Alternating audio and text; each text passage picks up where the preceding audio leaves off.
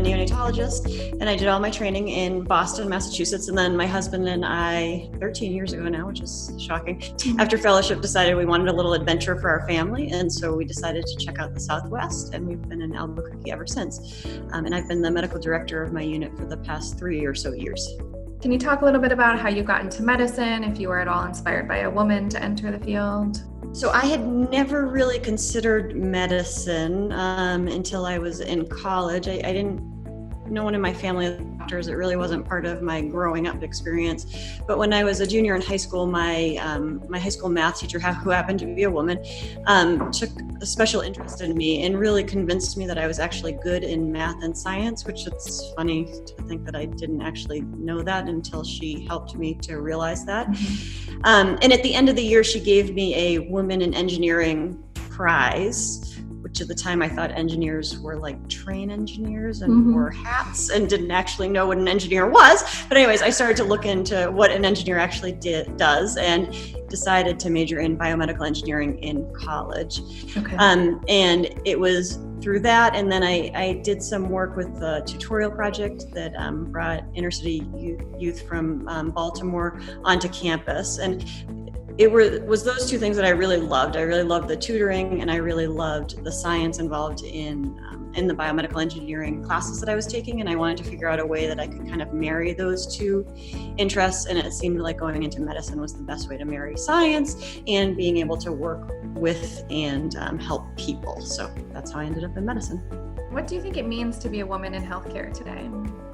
This is a tougher question for me. So I think it's important for all kind of underrepresented groups to be more represented in healthcare. So by that I mean women, people of color, LGBTQ community. I just think it's really important for our patients to see themselves in us. I think it helps to build a trusting relationship. And I think we all bring our own personal stories, right? Like, so I'm a woman and I'm a mother. And so I think I can connect with people because of that in a unique way that maybe a male physician can't. And so I just think it's really important for our patients to have their voices be present in the medical field. What are some of the challenges of being a woman in medicine, your specialty specifically? So I think a lot of the challenges of being a woman in medicine isn't necessarily being a woman and practicing, although sometimes that can be challenging. I mean, I've certainly had people not know that I'm the doctor because I'm a woman. But I think for me, the challenge has come around being a mother and a woman. And not to say that dads don't have guilt about missing things, but I think it's a special kind of mom guilt that we experience. And so, I've missed countless performances and baseball games and field trips. I've never gotten to be the class mom, all of those type of things. And that's really hard. And I think being a neonatologist, especially because our schedule is just, we work nights, weekends, and holidays. And so being away from your family over Christmas, it's definitely challenging. And I think though, because of that, your kids end up becoming very resilient people and have a real appreciation of how important your job is and what you do for others. And I don't know, I like to, or I hope that it's helping them to become better human beings as they watch me go through it. But I think that that's the most challenging thing, is trying to balance being a mom and a doctor at the same time. And on that note, what are some of the positives that come from being a woman or just in medicine in general? Well, I think especially in neonatology, being a woman in medicine is wonderful, right? Because I'm dealing with moms that are going through probably the most challenging time of their lives. And I think that I'm able to empathize with them in a special way, being a mother myself. I just understand the really tight bond that you form with your baby when it's inside, how much you start to love that baby when it's growing inside of you, and how difficult and challenging it is if there are any problems after your pregnancy. Neither of my kids spent time in the NICU, so I can't necessarily experience exactly what my parents experienced, but there's a lot of things that I can empathize with. If a mom's having trouble breastfeeding, I can talk to her about the troubles that I had with breastfeeding, and I just feel like you connect with your parents on a very personal level that way, and I think it makes for a more trusting relationship with them. It helps them. It helps to form a better connection, I feel like, with your patients when you're able to connect in kind of a mom-to-mom way. What advice do you have for women who may be applying to medical school right now or entering the medical field for the first time? So I think you need a really strong support network to go into medicine, whether you're a woman or a man.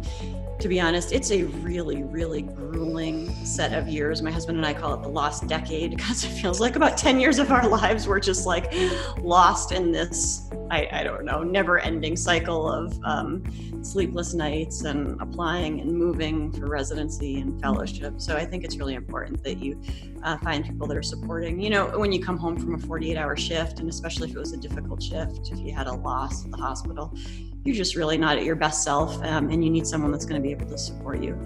And then I think for women out there that have spouses or partners in their lives, you need to make sure that your spouse understands what this experience is going to be like.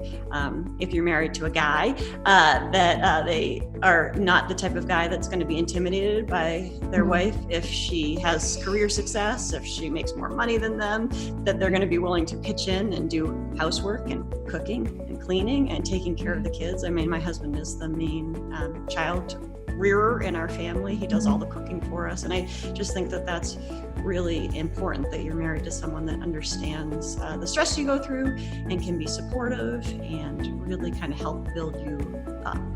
How do you think women physicians can best support fellow women physicians? Well, I think if you're a woman and you happen to be in a leadership position, that you really need to be looking out for the women that are behind you and helping to bring them up to leadership positions. I think when you're in meetings, to recognize that sometimes women's voices aren't the loudest voice in the meeting, but to encourage them to make sure that their voice is heard, make sure they realize they're smart and they have ideas and opinions that matter, and they need to put their opinions into the fray in meetings. I think it's also important for women to give each other a little bit of slack. Most women that are in medicine are trying to juggle many things between taking care of their aging parents and taking care of their own children. And instead of, I don't know, making them feel bad that they have to do other things other than just their job, to encourage and support them through that and realize that that's actually part of what makes them incredible doctors, is that they have a rich life and they're able to multitask and juggle. That's part of what makes women so good in medicine. So and encourage that rather than chastise them for that.